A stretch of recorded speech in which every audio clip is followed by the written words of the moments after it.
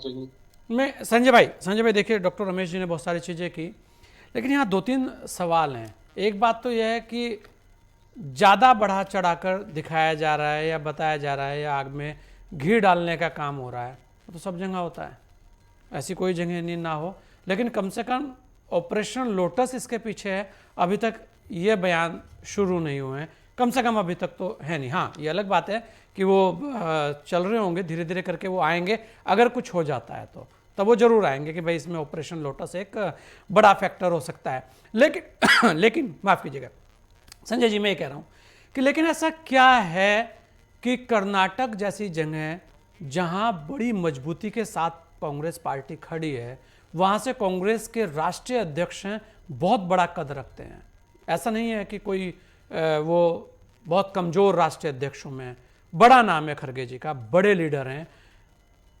वहाँ पर कांग्रेस कमज़ोर पड़ती नजर आए तो आने वाले चुनाव में जो रमेश जी ने एक बात की है, जिसकी मैं बात कर रहा हूँ, कि इतनी कमज़ोर कांग्रेस होती जा रही है कि लगातार जहां पर भी है, आप हिमाचल से लीजिए, आपने देखा होगा हिमाचल के अंदर तो ये हो गया था कि आज ही पार्टी के अंदर दो फाड़ हो जाएंगे, कुछ लोग भागे, कुछ लोग दोबारा आए, वो परिस्थितियां बनी थी।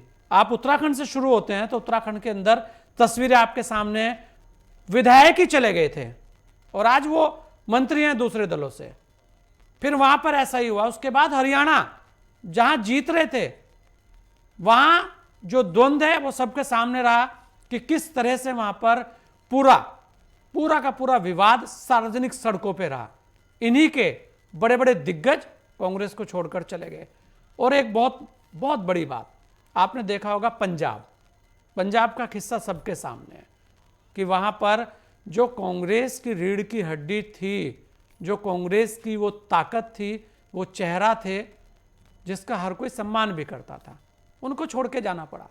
ऐसा क्या हो गया, ऐसा कांग्रेस के अंदर क्या हो जाता है कि बड़े बड़े दिग्गज जो बड़े जनाधार वाले नेता है वो छोड़कर चले जाते हैं और उनको जाने दिया जाता है कि नहीं आप चले जाइए। आसाम का उदाहरण आपके सामने है।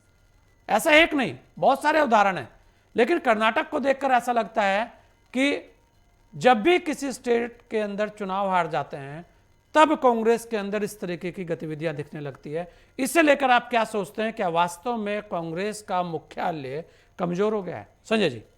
संजय सर, गुड इवनिंग फैलो पे। देखिए, आपने बहुत अच्छे अच्छे बहुत सारे प्रश्न पूछे। मैं खड़गे जी से स्टार्ट करता हूँ। देखिए, ऐसा है कि खड़गे जी नो डाउट कांग्रेस के प्रेसिडेंट हैं, एससी कॉस्ट से आते हैं, कर्नाटका से आते हैं। उनके पास आधिपत्य क्या है, उनके पास पावर क्या है? देखिए, राजा बिना पावर के बेकार होता है। वो राजा बन तो गया है लेकिन उसके पास पावर नहीं हो। कहीं ना कहीं वो राहुल गांधी जी की तरफ या प्रियंका गांधी जी की तरफ या सोनिया गांधी जी की तरफ देखते हैं हाई कमान, वो अपना कोई भी डिसीजन नहीं ले सकते, नंबर वन। नंबर टू, जब हम बात करते हैं कि किसी भी दल में हो, चाहे राजा हो चाहे कोई भी पार्टी हो, उसमें क्या होता है, जब राजा कमजोर होता है तो कहीं ना कहीं जो उसकी सेना होती है, उसका सेनापति होता है, उसका जो प्रधान प्रधान सेवक होता है, प्रधान जो होता है, कहीं ना कहीं उसमें विघटन होती है। क्योंकि गुटबाजी हर जगह होती है। जहां पे सेनापति यानी राजा बहुत सशक्त होता है, जैसे नरेंद्र मोदी टाइप होता है, अमित शाह टाइप होता है, तो उस पार्टी में आपने देखा गुजरात के पूरा का पूरा प्रशासन, जितने मंत्री थे, पूरा मंत्रिमंडल बदल दिया, एक भी सुबगाहट नहीं हुई। और दूसरा मंत्रिमंडल आ गया, चीफ मिनिस्टर बदल गए, सारे मंत्री बदल गए, एक भी आवाज नहीं गया। सारे देश का यही हाल है। देखिए, कांग्रेस के अंदर समस्या क्या है, नेतृत्व करने की क्षमता पे लोग प्रश्न उठाने गए। आज इनका शीर्ष नेतृत्व यानी राजा जिसको बोलते हैं, वो बहुत कमजोर पड़ गया। आपने बोला दिल्ली कमजोर पड़ गई है, दिल्ली बिल्कुल कमजोर पड़ गई है। और जो नेता आज भी, चाहे कर्नाटका हो, तेलंगाना हो, हिमाचल प्रदेश हो, चाहे दूसरे राज्य जहां पे इनके शासन रहे हैं, कर्नाटका और तेलंगाना, तो इनके लिए कैश का हुआ। No doubt DK Shri Kumar की अगर चर्चा की, लिंगायत समाज से आते हो, 17% वोट है। और पूरा का पूरा जो चुनाव था कर्नाटका का, आपको याद होगा सर, ले इनके बल पे ही लड़ा गया था। पूरा का पूरा चीजें की गई थी, इनको प्रॉमिस भी किया गया था। जहां तक बात हो रही थी कि ऐसा क्यों हो रहा, देखिए सिंपल सी बात है। जब पार्टी में, देखिए राजनीतिक पार्टी है, हार जीत लगी रहती है, उसका कोई नहीं बुराई नहीं है।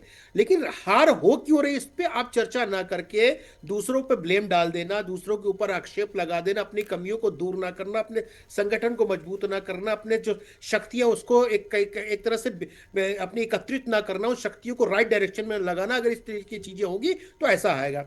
देखिए, कर्नाटका का इश्यू क्या है कि बार बार देखिए अगर प्रॉमिस किया गया है तो उनको कहीं ना कहीं उनको पद देना चाहिए। अब डीके शिव कुमार जी, आपको पता है कि फाइनेंस के मामले में तो डीके शिव कुमार जी का कोई हाथ पकड़ नहीं सकता। कर्नाटका मतलब फाइनेंस देखा जाए तो उन्हीं के हाथ में है।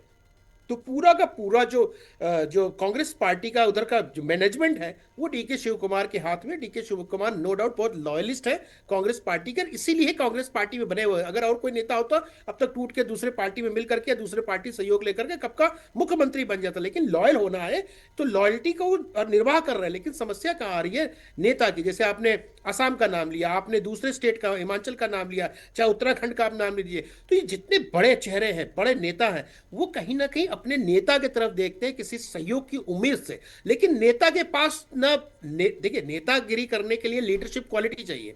नेता के पास न नेता है, ना विवेक है, ना लीडरशिप की क्वालिटी है। जब आपके पास लीडरशिप की क्वालिटी नहीं होती, आपके अंदर कंट्रोल खत्म हो जाता है। तो पर संजय ओवरऑल जी, जो आपको नहीं कंट्रोल लगता कि सिस्टम था सिद्धारमैया वो खत्म हो भी वहां पर एक बड़ा फैक्टर है? उन्हें बड़ी आसानी से क्या हटाया जा सकता है? वहां पर यह भी चर्चा है, देखिए क्योंकि वो उनके जातिगत बारे में भी समीकरण कहा को जाता है। बोकालिंगा समाज से आते हैं, 15% वोट है। देखिए हटाया बिल्कुल आसानी से जा सकता है। देखिए मैं बार बार बोल रहा हूं, पहले क्या कांग्रेस में चीफ मिनिस्टर नहीं बदले गए? जब ये उत्तर प्रदेश उत्तराखंड एक होता था तो हर साल पे चीफ मिनिस्टर बदल दिए जाते थे। किसी में चीफ मिनिस्टर में इतनी हिम्मत थी, लेकिन चाहे वीपी सिंह हो, चाहे उसके दूसरे नेता थे, चाहे एनडी तिवारी साहब हो, तो किसी ने भी कभी भी बगावत के बिगुल फूके नहीं भूगे। क्योंकि नेता जो था, जो शीर्ष नेतृत्व था कांग्रेस का, बहुत सशक्त था। मालूम है कि टूट के जाएंगे तो कुछ नहीं कर पाएंगे, इसलिए उनकी बातें सुनी जाती थी। आज जो शीर्ष नेतृत्व है, सोनिया गांधी जी बीमार है, राहुल गांधी के अंदर वो क्षमता नहीं है कि चीजों को लेके चल सके। और दूसरे स्टेट की जब बात करते हैं, देखिए स्टेट में अगर आप चुनाव लड़ रहे हैं, एक तरह से आप कंपटीशन में हो। कंपटीशन में लड़ने के लिए आपको पढ़ना लिखना, स्ट्रेटजी प्लानिंग एग्जीक्यूशन सब काम करना पड़ता है, संगठन को मजबूत करना पड़ता है। जब आपके पास कुछ नहीं है, सिर्फ आप चुनाव लड़ रहे हो, जो भी नेता जीत के आ रहा है, चाहे कर्नाटका हो, तेलंगाना हो, हिमाचल प्रदेश हो, देखिए वहां पे दूसरा आप देखो विकल्प नहीं है। कर्नाटका में क्या है? कांग्रेस वर्सेस बीजेपी होता है, हिमाचल में कांग्रेस वर्सेस बीजेपी होता है। तीसरा विकल्प नहीं है, तो वहीं पे कांग्रेस शासन चल पा रहा है। अदरवाइज कांग्रेस का शासन वहां पे खत्म हो रहा है, जहां जहां पे भी तीसरा विकल्प किसी भी जनता को मिल रहा है। क्या वो दिल्ली का एग्जाम्पल देख सकते हैं या पंजाब का एग्जाम्पल आप देख सकते हैं कि खत्म हो जाता है। तो सबसे बड़ी समस्या कांग्रेस में क्या हो रही? किसी भी एक एक आइडियोलॉजी होती है, एक प्लान होता है, एक पार्टी चलाने का तरीका होता है, उसके अंतर्गत काम किया जाता है। लेकिन यहाँ पे सब मनमौजी हैं। हर आदमी जो ताकतवर है अपने आप को मनमौजी कर लेता, भैया हम चीफ मिनिस्टर बनेंगे। अगर राहुल गांधी साहब ने प्रॉमिस किया है डीके शिव कुमार साहब को, तो उनको बनाना चाहिए।